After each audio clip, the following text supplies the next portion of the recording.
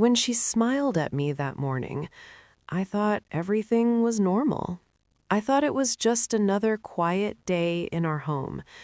But as soon as her words came, something shifted inside me. I smiled too, because I had learned long ago that tears do not always fix things. I nodded gently, pretending that my heart was not breaking. Anyone looking would have thought I was fine. But inside, something quietly slipped away, like a door closing softly behind me. The room was silent, not the comforting silence of a quiet afternoon, but the heavy, strange silence that makes you notice every sound: the ticking of the clock, the hum of the ceiling fan, the faint rustle of leaves outside the window. I stood there, with my hands folded, trying to make myself small, trying to be polite, trying to protect my son from my own pain. I did not ask questions. I did not argue. I simply smiled, because I knew that words would not change the truth. I remember looking at her, my son's wife, standing there calmly. Her face was soft, her eyes careful. She spoke like she was delivering news about something small, something ordinary, when, in fact, she was quietly rearranging the place where I had lived for so many years. "It might be better if you stayed somewhere else for a while," she said gently. "Peace," she called it. I understood immediately what she meant. "My son agreed," she said. I felt a strange weight in my chest, a heaviness that I could not name. I wanted to cry, but my tears stayed locked inside me. I wanted to shout, but my voice was steady. I wanted to ask her to stay, to fight for my place, to demand acknowledgement for all those years I had poured into this home, but I did not. I only smiled, because I realized something important. Sometimes courage is not loud. Sometimes strength is quiet. That moment lasted only a few seconds, but it stretched longer than anything I had felt before. I thought of all the years I had spent raising my son alone. I thought of the laughter that once filled these rooms.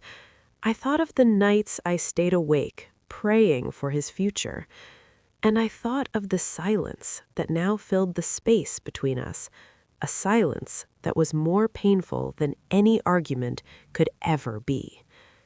I took a deep breath, folding my hands more tightly, and nodded again. I smiled, because it was the only thing I could do without breaking. And inside, something in me quietly broke too. I was not always this quiet person you hear in my story today. There was a time when our home was full of noise. Laughter echoed through the hallways, small arguments and questions filled every room. Even in the late hours of the night, I could hear my son calling for me or telling me about a small victory at school. Those were the days when the house felt alive without any effort at all. I raised my son on my own. His father passed away when he was very young. From that day, my life became simple and focused.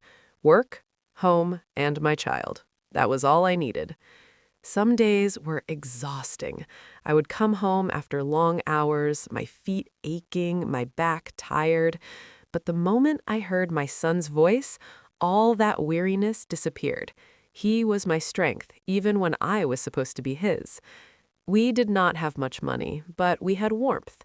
Our meals were simple, but we shared them with laughter and love. Our furniture was old and worn, but it had stories. I remember the wooden dining table where I taught him to write his first letters.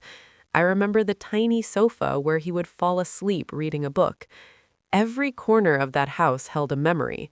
Every wall had a story. As he grew older, I watched him change. His voice grew deeper, his dreams grew bigger. Slowly, I realized that he would not always belong only to me. He would step out into the world, into relationships, into life that did not revolve entirely around me. When he told me he wanted to get married, I smiled. Truly, I was happy for him. I believed marriage would bring more love into our home, not less. I told myself that his happiness mattered more than my own quiet fears. The day I met my daughter-in-law for the first time, she seemed polite, soft-spoken, careful with her words. She greeted me with respect, or at least that is what I thought. I told myself to give her space. I did not want to be the kind of mother who interferes. I wanted her to feel comfortable. I wanted her to feel like this was her home, too.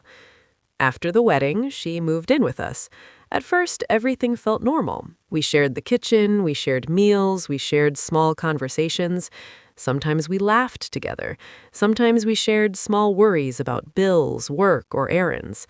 I noticed changes, but I ignored them. I told myself every new marriage needs time. Every new person needs adjustment. Love does not grow overnight. My son seemed happy, and that mattered most to me. I stepped back quietly. I spoke less, I gave them space, even when it felt lonely. I stopped correcting small things. I stopped sharing opinions. I stopped expecting gratitude. I thought silence would keep peace, but silence has its own cost. Slowly, without anyone noticing, my place in the house began to shrink. Not physically, but emotionally. I still lived there. I still cooked sometimes. I still cleaned my corner of the world, but I no longer felt seen. At night, when everyone slept, I sat alone in my room. I would look at old photographs, pictures of birthdays, school plays, small trips to the park. I remembered the days when the house felt warm without effort, and I wondered when exactly that warmth began to fade. I did not know then that this was only the beginning. I did not know that small silences could grow into deep wounds, and I did not know that the hardest moments were still waiting for me. At first, the changes were tiny, so small that anyone could have missed them. A pause before answering, a glance that didn't last long. My daughter-in-law began waking up earlier than I did. She would finish chores in the kitchen before I even got there. When I entered, everything was already clean. At first, I told myself this was good. She was responsible. She was active. I should be proud. But slowly, I noticed the distance growing. She stopped asking me things. What to cook, how much salt to add, which spice my son liked most. She did everything her own way. I stayed quiet. I watched from a distance. I reminded myself that times change. But the quiet shrinking of my role left a small, persistent ache inside me. During meals, conversations became short. My son spoke to her more than to me. They shared glances and jokes I was no longer a part of. I ate slowly, listening more than speaking. Sometimes I tried to join in. I shared a memory, a story from the past, something small that I thought might spark connection. My words often fell flat. She would nod. My son would smile politely. Then the conversation would move on, leaving me feeling invisible. One evening, I asked gently if she needed help with the dishes. She looked surprised. Then she said, "No, I've got it." Her voice was calm, almost neutral, but closed. After that, I stopped asking. I stayed in my room more. I kept myself busy with small things, folding clothes, cleaning corners, organizing memories. The house felt different. Not angry, not loud, just cold in a quiet way. I began noticing small changes to my belongings. A cup I always used was gone. My chair was shifted slightly away from the dining table. Small things, but they hurt more than I expected.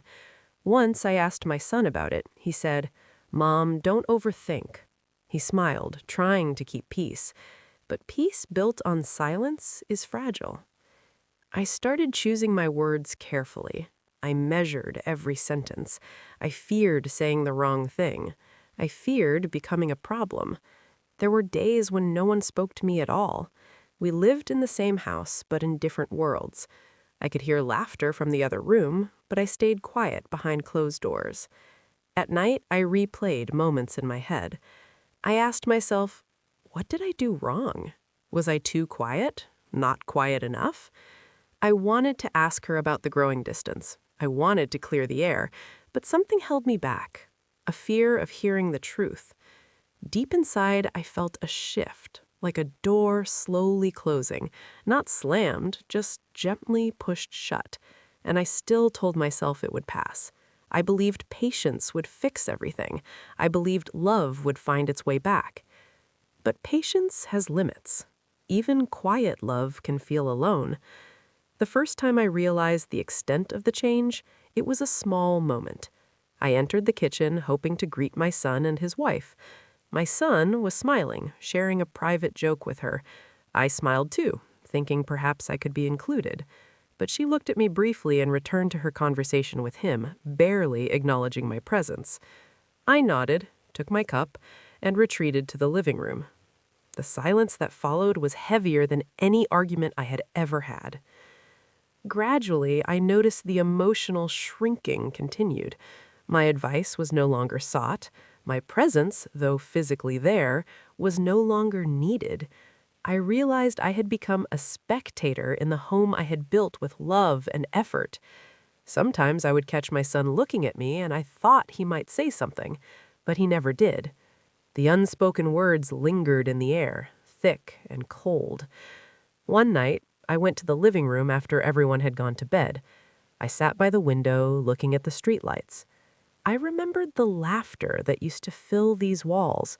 I remembered the small joys we shared, the celebrations, the long talks at the dinner table. And I wondered when exactly that warmth had begun to fade. Was it in the small silences, in the subtle avoidance, in the gradual shutting out? I did not know. I only knew that the heart of the home felt quieter, and my place in it was slowly disappearing. The days passed with more distance than connection. I stopped entering the kitchen unless necessary. I focused on my small routines, my quiet corners. Even when I did speak, my words often met with polite smiles and brief nods. It hurt quietly and deeply. I felt a hollowing inside, not anger, not fury, just a quiet ache, a feeling of being slowly replaced in the life I had nurtured. Occasionally, I would see her looking at me with polite attention, careful in her words, careful in her gestures. I told myself to give her space, to remain patient, to maintain peace. But slowly, even her politeness felt like a barrier. It was calm, it was controlled, but it pushed me away from the warmth I had once taken for granted. The house had grown cold, not with loud fights or harsh words, but with quiet removal. And then came the moment I had feared, though I did not know it yet. The day she would ask me to step aside completely. The day she would smile while quietly pushing me out of the life I had built. It arrived without warning, in the calmest of mornings. I was folding laundry in my room when she knocked. I froze. She had stopped knocking before. She usually spoke from a distance. Her hands were crossed, her face calm, too calm. She said my name softly, not angrily, not lovingly, just carefully. She asked if we could talk. My heart tightened. I nodded. I stepped aside. She did not enter. She stayed near the door, like this conversation had a time limit, like her words were calculated and soft, yet sharp. She said the house felt crowded. She said she needed space. She said it would be better if I stayed somewhere else for a while. For a moment, I did not understand. Her words sounded polite, but their meaning cut quietly, sharply. I smiled. I do not know why, perhaps to protect myself, perhaps because crying felt heavier than walking away. I asked my son. She said he agreed. That part stayed in my chest like a stone, heavy and cold. Later, I asked him myself. He avoided my eyes. He said it was temporary, but his voice carried no strength. And in that moment, I realized this was not sudden. This had been decided quietly, without me. The morning began quietly, like any other. The sun filtered softly through the curtains, casting pale light across the floor. I was folding clothes in my room, trying to focus on small, familiar tasks, when there was a knock at the door. My heart skipped. She never knocked anymore. Usually she spoke from the hallway or the kitchen, her voice distant but polite. I opened the door slowly. She stood there with her hands crossed. Her expression was calm, too calm. I smiled weakly, unsure of what to say. She said my name softly, not harshly, not kindly, just carefully. "Can we talk?" she asked. My heart tightened. I nodded and stepped aside. She did not enter. She stayed near the door, as if the room itself belonged to her now. The words that followed were gentle, but they carried a weight I could not ignore. She said the house felt crowded. She said she needed space. She said it would be better if I stayed somewhere else for a while. I tried to understand. I asked, "What do you mean?" Her gaze drifted away, polite but firm. "Just for peace," she said. Peace. Such a soft word, used like a blade. I smiled. I do not know why. Perhaps to protect myself. Perhaps because crying felt heavier than leaving quietly. I asked about my son. She said he agreed. That part settled in my chest like a stone, heavy and cold. Later, I asked him myself. He avoided my eyes. "It's temporary," he said, but his voice carried no strength. In that moment, I realized that my home, the house I had raised my son in, nurtured and protected, was no longer mine. I packed my things slowly that evening. Each item carried a memory. A cup I had always used, a shawl I kept folded neatly, a framed photo of my son as a boy laughing. I placed them carefully in my bag, one by one, as if holding on to fragments of a life being quietly taken from me. No one stopped me. No one asked me to stay. The door closed softly behind me. My steps echoed in the empty hallway, the house silent and cold. Moving into my sister's small apartment that night, I felt both relief and emptiness. Her home was warm, welcoming, but my heart felt hollow. I lay awake, listening to the hum of the fan, every sound a reminder of what I had lost. Not the house itself, but my place in it. The quiet ache of being quietly pushed aside followed me everywhere. Days passed slowly. I tried to help around the apartment, busying myself with chores and small tasks, but silence followed me like a shadow. Sometimes I blamed myself. Maybe I stayed too long in my own home. Maybe I loved too deeply. Maybe I forgot that children grow and move away. I stopped calling my son first, not out of pride, but out of exhaustion. I needed space to breathe. Then, one afternoon, my son came alone. His face looked older, tired. His eyes carried regret. He sat across from me quietly. For a long time, neither of us spoke. I watched him, searching for a trace of the son I had raised alone, who once ran to me after school with laughter in his eyes. Then he said softly, "I failed you." I listened. He said he had been afraid of losing his marriage. He did not realize he was losing his mother, too. My hand found his, gently. "I never stopped loving you," I whispered. Love does not leave even when homes do. The silence that followed was filled with unspoken truths, tears held back, and quiet acceptance. That moment did not fix everything, but it healed something small inside me, enough to breathe again, enough to forgive. I learned then that peace sometimes comes late, and forgiveness is a gift you give yourself, not others. I carried this lesson quietly, feeling its weight and its lightness at the same time. Even in the quietest of nights, I could hear my son's voice in my memory. I remembered the little jokes, the shared meals, the long talks. I realized that the love I had poured into him did not disappear. It changed shape. It stood at a distance now, steady and enduring, waiting for the right moment to be felt again. I thought about my daughter-in-law. I did not hate her. Her calm words had caused pain, yes, but anger is heavy, and I had carried enough weight in my life. I wished her peace, because peace is what I had searched for too, not in the house, not in people, but in acceptance. The realization was both sad and freeing. My worth was not measured by where I was allowed to stay. My value did not disappear when others changed. The coldest moments sometimes teach the warmest lessons. Losing a place can help you find yourself. And silence, quiet, reflective, and unbroken, can be where healing begins. As I folded my clothes in my sister's apartment, I understood something profound. My home was not walls and furniture. My home was love, memories, patience, and care. Those things could travel with me, quietly, like a soft light inside my chest. I smiled softly, the ache still there, but lighter now. Days turned into weeks. Life in my sister's apartment was quiet, almost too quiet.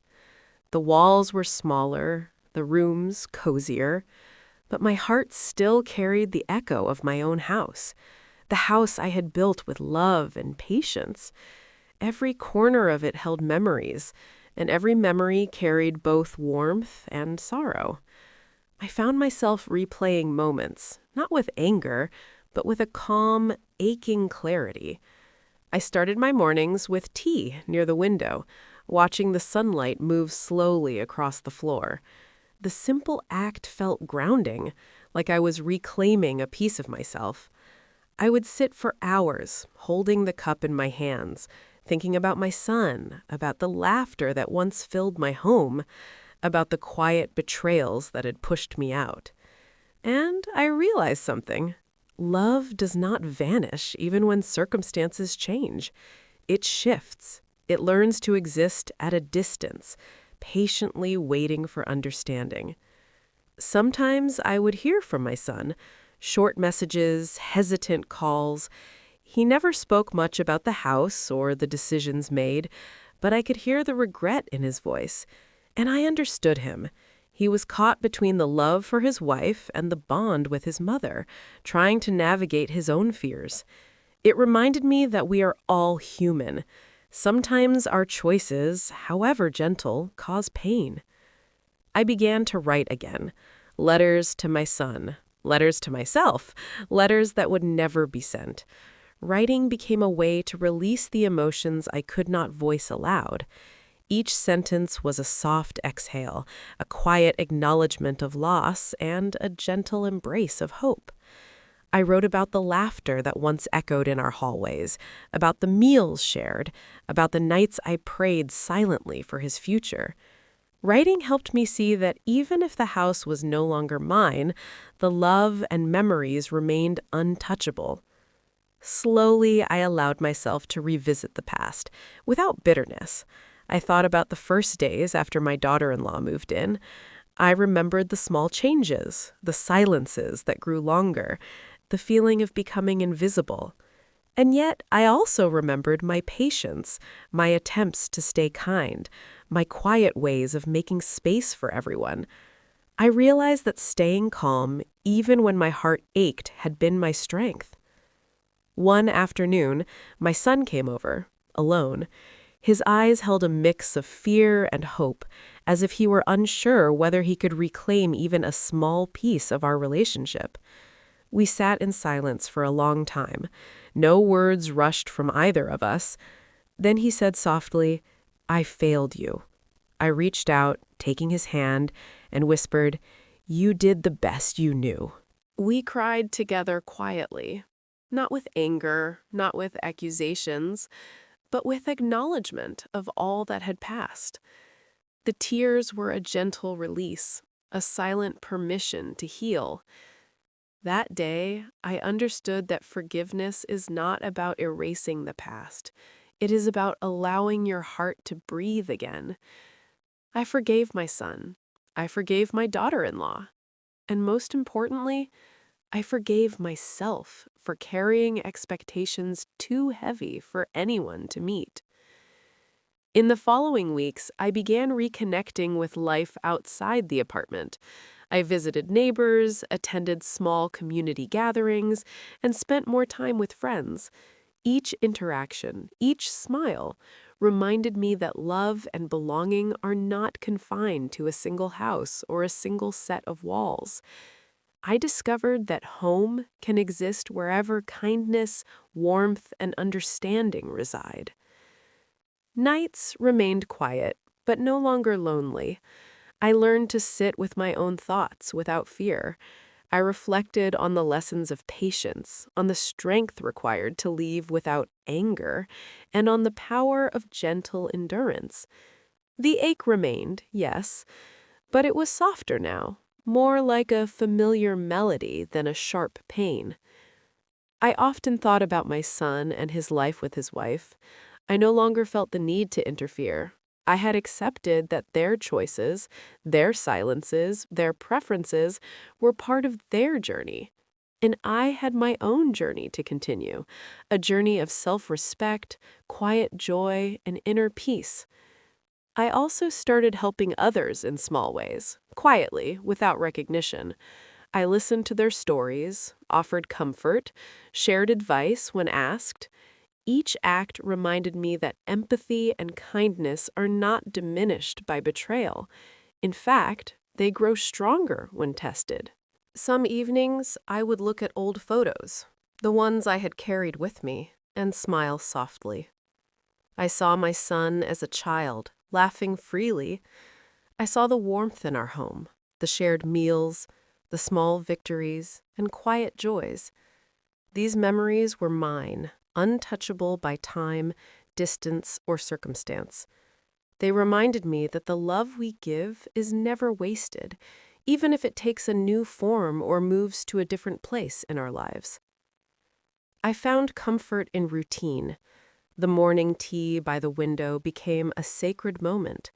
The simple acts of folding laundry, organizing my space, and tending to my health became small affirmations of life, continuing. I felt my heart grow lighter, my spirit steadier, and I understood something profound. Leaving a home does not mean leaving your heart behind. Our hearts carry the true essence of family, of love, and of memory. Sometimes, late at night, I would dream of the past.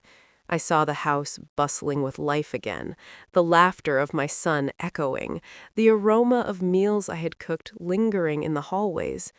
And in these dreams, I smiled, not with sadness, but with understanding.